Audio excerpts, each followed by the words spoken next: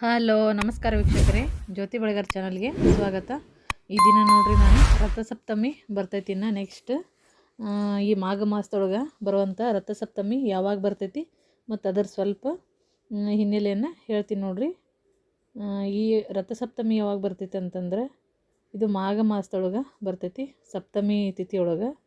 ಇದಕ್ಕೆ ಅಚಲ ಸಪ್ತಮಿ ಅಂತಲೂ ಕೂಡ ಕರೀತಾರೆ. ಈ ರಥಸಪ್ತಮಿ ಟೈಮಿಗೆ ಬಿಸಿಲಿನ ಒಂದು ಝಳನೂ ಜಾಸ್ತಿ ಆಗುತ್ತೆ, ತಾಪಮಾನ ಅಂತೀವಲ್ಲ ಆ ಟೈಮಿಗೆ ಜಾಸ್ತಿ ಆಗುತ್ತೆ.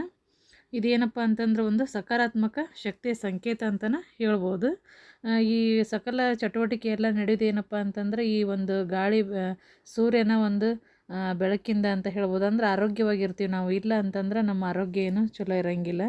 ಇದು ಒಳ್ಳೆಯ ಒಂದು ವೈಜ್ಞಾನಿಕವಾಗದಂಥ ಸಾಬೀತಾಗೈತಿ. ಇದು ರೋಗ ನಿವಾರಣೆ ಕೂಡ ಆಗುತ್ತಂತ ಹೇಳ್ಬೋದು.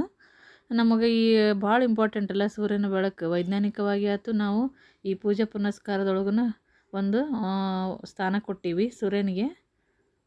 ಈ ಸೂರ್ಯ ಏನಪ್ಪ ಅಂತಂದ್ರೆ ಅದಿತಿ ಮತ್ತು ಕಶ್ಯಪ ದಂಪತಿಗಳ ಮಗನಾಗಿ ಜನಿಸ್ತಾನೆ. ಹೀಗಾಗಿ ಈ ನಾವು ರಥಸಪ್ತಮಿನ ನಾವು ಸೂರ್ಯನ ಜನನ ಆಗಿದ್ದರಿಂದ ನಾವು ಅದನ್ನು ಆಚರಣೆ ಮಾಡ್ತೀವಿ.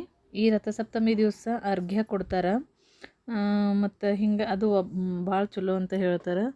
ಇದು ಶುಕ್ಲ ಪಕ್ಷ ಮತ್ತು 7ನೇ ದಿವಸ ಸಪ್ತಮಿ ದಿವಸ ಬರ್ತದೆ. ಇದು ಆರೋಗ್ಯ ಇದರಿಂದ ಆರೋಗ್ಯನ ನಮಗೆ ಒಳ್ಳೆ ಆರೋಗ್ಯ ಸಿಗ್ತೈತಿ.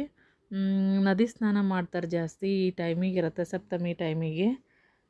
ಇದು ಯಾವಾಗೈತಪ್ಪ ಅಂತಂದ್ರೆ ಇದು 15 ಗುರುವಾರ ಬೆಳಗ್ಗೆ 10 ಗಂಟೆಗೆ ಸ್ಟಾರ್ಟ್ ಆಗುತ್ತೆ. 16ನೇ ತಾರೀಕು ಶುಕ್ರವಾರ ಬೆಳಗ್ಗೆ 10 ಗಂಟೆ 50 ನಿಮಿಷಕ್ಕೆ ಮುಗಿತೈತಿ.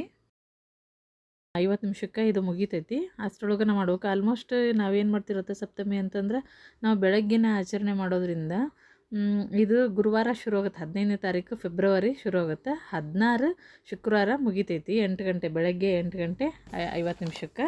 ಹಾಗಾಗಿ ಇದನ್ನು ನಾವು ಶುಕ್ರವಾರನ 16ನೇ ತಾರೀಕನ್ನು ಆಚರಣೆ ಮಾಡಬೇಕಾಗುತ್ತೆ. ಯಾಕಪ್ಪ ಅಂತಂದ್ರೆ ಸೂರ್ಯೋದಯದ ಟೈಮಿಗೆ ನಾವು ಇದನ್ನು ಆಚರಣೆ ಮಾಡಬೇಕು. ಹಾಗಾಗಿ ಶುಕ್ರವಾರ ಮಾಡಬೇಕು. ಗುರುವಾರ ಇದ್ದರೂ ಸಹಿತ ಅವಾಗ ಬೆಳಗ್ಗೆ ಲೇಟಾಗಿ ಸ್ಟಾರ್ಟ್ ಆಗೋದ್ರಿಂದ ಮಾಡೋಕ್ಕಾಗಲ್ಲ. ಹೀಗಾಗಿ ಇದು ಏನಪ್ಪ ಅಂತಂದ್ರೆ ಫೆಬ್ರವರಿ ಒಳಗೆ ಬರ್ತೈತೆ ನೋಡ್ರಿ, ಮಾಘ ಮಾಸದೊಳಗೆ. ಸೂರ್ಯ ಏನಪ್ಪ ಅಂತಂದ್ರೆ ದಕ್ಷಿಣಾಯನದಿಂದ ಉತ್ತರಾಯಣದ ಕಡೆ ಪ್ರಯಾಣ ಬೆಳೆಸ್ತಾನಲ್ಲ, ಹೀಗಾಗಿ ಇದಕ್ಕೆ 1 ವರ್ಷ ಟೈಮ್ ತೊಗೊಳ್ತಾನೆ. ಹೀಗಾಗಿ ನಾವು ಇದನ್ನು ಈ ಟೈಮಿಗೆ ಆಚರಣೆ ಮಾಡಬೇಕಾಕೈತಿ. ಯಾರ ಜಾತಕದೊಳಗೆ ಸೂರ್ಯನ ಸ್ಥಾನ ದುರ್ಬಲ ಇರ್ತೈತಿ ಅವರು ಈ ಥರ ಉಪವಾಸ ಮಾಡಿದ್ರಂತಂದ್ರೆ, ಉಪವಾಸ ಮಾಡಿ ಅವತ್ತು ಸೂರ್ಯನ ಪೂಜೆ ಮಾಡಿದ್ರೆ ಆ ಸೂರ್ಯನ ಕೃಪೆಗೆ ನಾವು ಪಾತ್ರರಾಗ್ಬೋದು ಅಂತ ಹೇಳ್ಬೋದು. ಈ ಸೂರ್ಯ ನೋಡ್ರಿ ವಿಶೇಷವಾದಂಥದ್ದು 7 ಕುದುರೆಗಳ ಮೇಲೆ ಸಂಚಾರವನ್ನು ಮಾಡ್ತಾನೆ.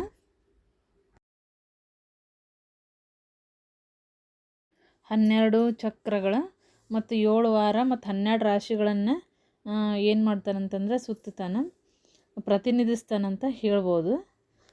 ಈತಗೆ ದ್ವಾದಶ ಆದಿತ್ಯ ಅಂತಲೂ ಕರೀತಾರೆ. ಇದನ್ನು ಮಾಡಿರಿ, ಒಳ್ಳೆಯದು ಈ ರಥಸಪ್ತಮಿ ದಿವಸ ಪೂಜೆನ. ಇನ್ನು ನೋಡಿರಿ, ಯಾರು ನಮ್ಮ ಚಾನಲ್ಗೆ ಸಬ್ಸ್ಕ್ರೈಬ್ ಆಗಿಲ್ಲ ಸಬ್ಸ್ಕ್ರೈಬ್ ಆಗಿರಿ. ಈ ವಿಡಿಯೋ ನಿಮಗೆ ಇಷ್ಟ ಆಗಿತ್ತಪ್ಪ ಅಂತಂದ್ರೆ ಒಂದು ಲೈಕ್ ಕೊಡಿರಿ ಮತ್ತು ಸಬ್ಸ್ಕ್ರೈಬ್ ಆಗೋದು ಮರಿಬೇಡ್ರಿ ಫ್ರೆಂಡ್ಸ್. Thank you.